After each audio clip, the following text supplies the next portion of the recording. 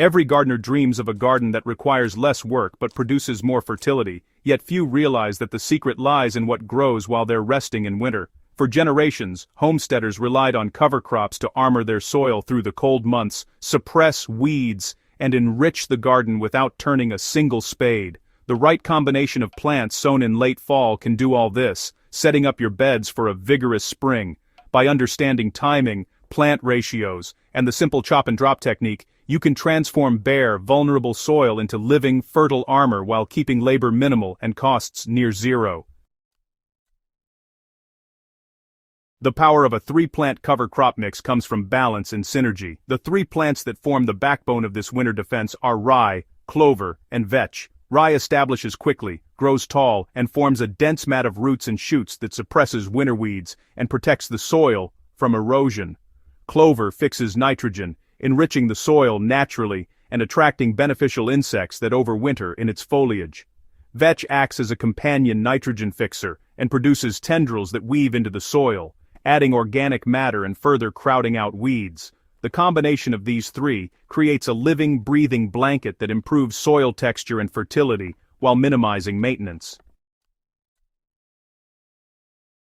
To set this up correctly, start by preparing your soil in late fall. Ideally, as soon as your first frost is forecasted and the main summer crops have been harvested. The soil does not need to be tilled deeply. A light rake or hoe to remove large debris is sufficient. The goal is a seed bed that allows good contact between seeds and soil without disturbing existing soil life. Sowing at the correct time ensures the plants establish before winter fully sets in. Timing is crucial. Rye, clover, and vetch all need a window of mild soil temperature to germinate.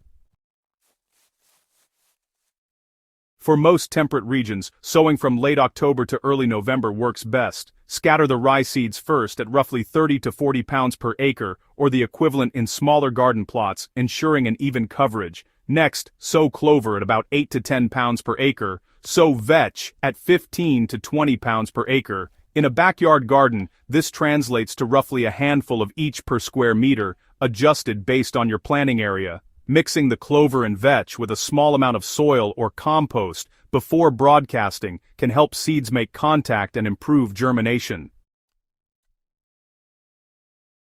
After sowing, you'll want to lightly rake the seeds into the top inch of soil and water gently if rainfall is sparse. From here, nature really takes over. The rye germinates rapidly, sending up protective shoots, while the clover and vetch establish root systems that quietly fix nitrogen and intertwine with the rye for maximum soil coverage. Even under frost, these plants survive and continue to build soil life under the protective cover. Winter weed suppression works best when the cover crop is dense and continuous. The 3-plant mix is not just about fertility, it's a living mulch. Rye grows tall and casts shade over the soil surface, preventing sunlight from reaching potential weeds. Clover and vetch fill in gaps with low-growing foliage and tendrils, effectively crowding out seedlings.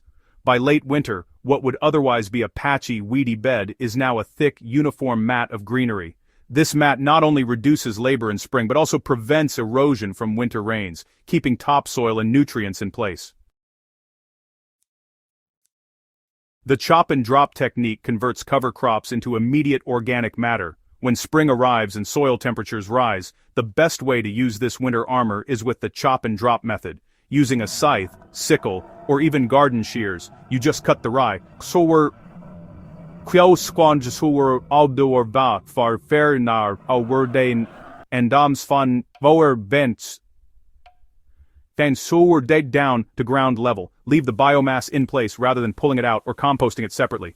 Over the following weeks, the plant material decomposes in situ, releasing nitrogen and other nutrients back into the soil. This natural mulch suppresses any late-emerging weeds, retains moisture, and provides a soft, fertile bed ready for planting spring vegetables or herbs. In practical terms, a square meter of this cover crop mix can produce up to 3 inches of fresh mulch material. Lightly breaking up the rye stems after cutting accelerates decomposition and makes the nutrients more accessible. At the same time, the nitrogen fixed by clover and vetch ensures the soil is replenished without synthetic fertilizers, creating a continuous cycle of fertility from winter into spring.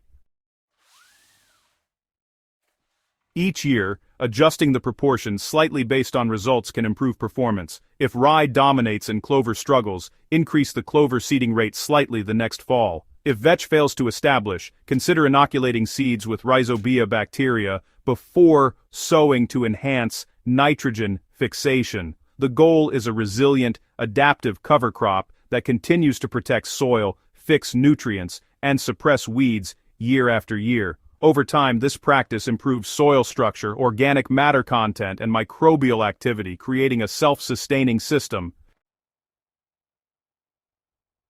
The forgotten homesteading secret of winter soil armor demonstrates that with careful planning and a little observation, the labor-intensive tasks of tilling and weed control can be replaced with a simple natural system. Rye, clover, and vetch planted in late fall, managed with the chop and drop method, create a living mulch that feeds the soil and protects it, providing a springtime garden ready to thrive.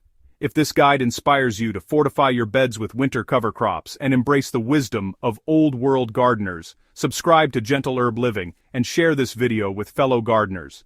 This low-cost, high-impact approach transforms neglected soil into fertile ground, season after season, proving that the best garden work sometimes happens when your hands aren't digging at all.